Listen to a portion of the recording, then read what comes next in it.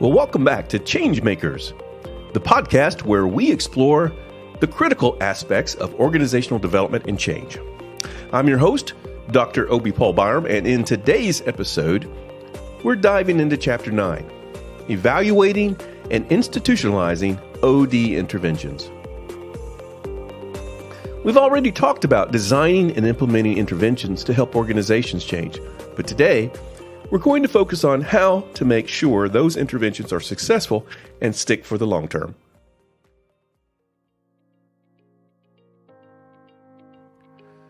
So let's start with a quick story. Imagine a fast-growing tech company in Nashville.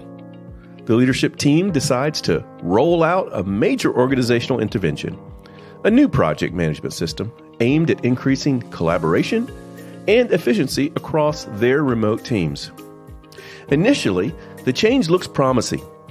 Teams begin using the new system, and reports show improved communication.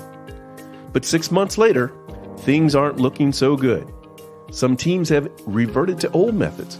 The adoption of the new system has stagnated, and the improvements they saw in the first few months have started to fade. What went wrong? The leadership realized that while they did a good job launching the intervention, they didn't evaluate its effectiveness or take steps to institutionalize it within the company. This is exactly what Chapter 9 is about, making sure changes not only happen, but also last. Segment 1, the importance of evaluation. Let's kick off things by talking about the importance of evaluating OD interventions. Evaluation is the process that tells us if the changes we've introduced are actually working. It's not enough just to implement change. You have to measure it and know whether it's having the desired impact. Think about the tech company from the story. When the new project management system was rolled out, everything seemed great, but because there was no proper evaluation in place, they had no way of measuring how well the system was being adopted or whether it was truly improving collaboration. This is where the evaluation feedback comes in. There are two types of feedback when it comes to evaluating interventions. Implementation feedback. Well, this is gathered when the change is being rolled out. It helps leaders adjust the intervention in real time if things aren't going as planned. And then second, evaluation feedback. This is collected after the intervention is complete and measures the overall impact. It tells us if the intervention achieved its objective and where it might need adjustment. Without proper evaluation, organizations risk wasting time and resources on interventions that aren't delivering results.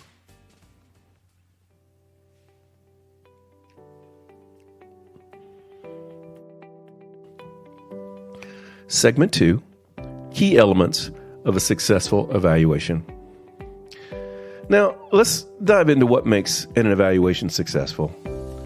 One key element is choosing the right variables to measure. These are the specific things you want to track to determine whether the intervention is effective. For example, if you're implementing a new project management system, you might measure how often teams use this system, how it impacts deadlines, and how much it improves communication. Another critical aspect is using reliable and valid research design. In most organizations, you can't set up a perfect experimental design like in a laboratory, but you can use quasi-experimental designs. These designs compare groups that experienced the intervention that the groups didn't. For instance, you could compare teams using the new system with teams that are still using the old methods to see the differences. Segment 3, Institutionalizing OD Interventions. Now, once you've evaluated the intervention and determined that it's working, the next step is institutionalizing it. This is where many organizations fall short. Institutionalizing change means embedding it into the organization so that it becomes a part of the normal way of doing things. In our tech company example, they didn't do enough to institutionalize the new project management system. So some teams fell back into old habits. This could have been avoided if leadership had taken steps to make the new system a permanent fix in their workflow. Segment 4, Processes for Institutionalization. To institutionalize an OD intervention, organizations need to engage in several key processes. First, socialization. This means communicating the benefits of the change and continually educating employees about why it matters.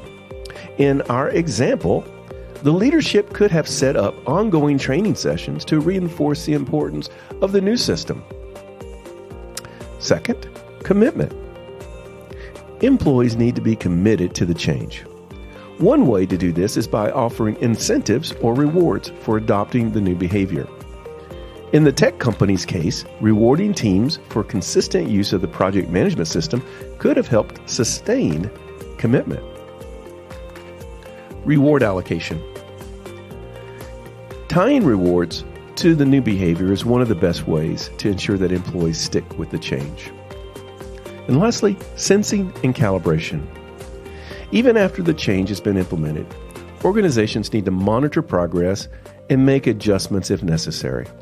This could involve regular check-ins with teams to see how they're adapting and what additional support they need. Segment 5, Reinforcing and Sustaining Change.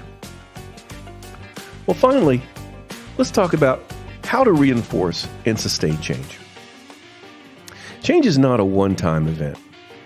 It requires ongoing effort to ensure that it sticks.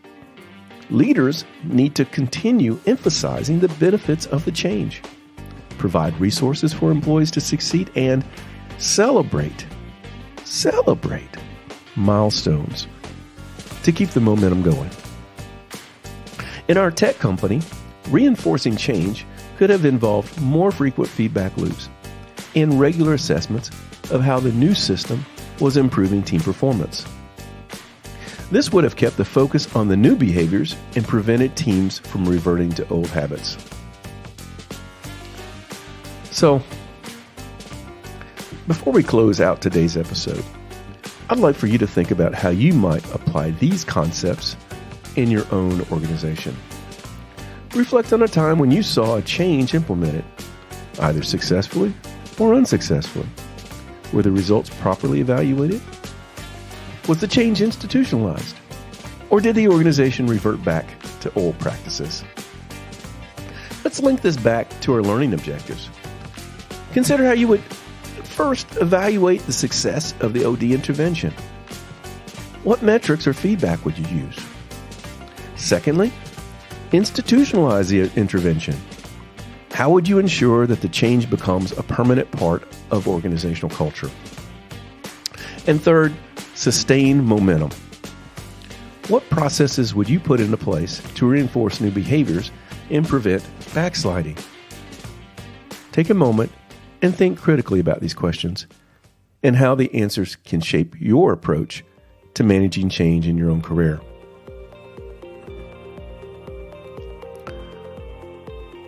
To wrap up today's episode, we've learned about evaluating OD interventions and institutionalizing them, that they're crucial to making change last. Without these steps, even the best designed interventions can fall apart. As you think about change in your own organizations, consider how you can evaluate its success and what steps you can take to make it stick. Thank you for joining us on Changemakers. In our next episode, we'll discuss how to manage resistance to change, an obstacle that every organization faces. Until then, make positive change happen in your world. This episode of Changemakers was based on Chapter 9 of Organizational Development and Change by Thomas Cummings and Christopher Worley, 11th edition. Published by Cengage. Music provided by Audio Coffee. And this podcast was developed with the assistance of ChatGPT, an AI tool used to help develop the podcast script.